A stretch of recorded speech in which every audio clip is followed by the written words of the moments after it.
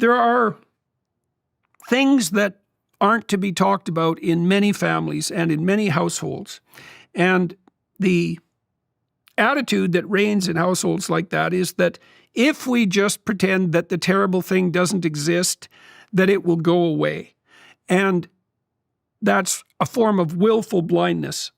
I can tell you a story about willful blindness. So in the Egyptian creation myth of Horus, Osiris, Isis, and Seth, there is a characterization of willful blindness as the cardinal danger that presents itself to the state. So here's how the story goes. Egypt is founded by a god hero named Osiris. And Osiris is a great awake hero, like Billy, when he was young, and he is the force or the spirit or the process that establishes the state. He ventures out into the unknown wilderness and renders it habitable, like God does in Genesis at the beginning of the biblical story.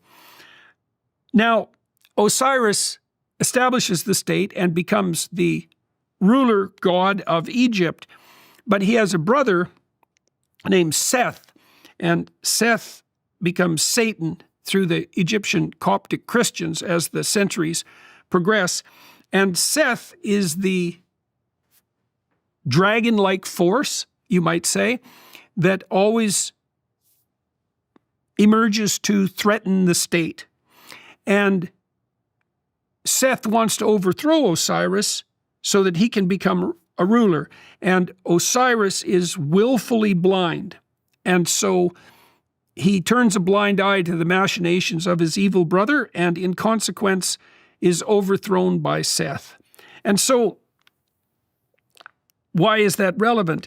Well, it's because malevolence can make itself manifest in unexpected forms in your personal life, in your family life, in the community, in the state, in the nation, at every level.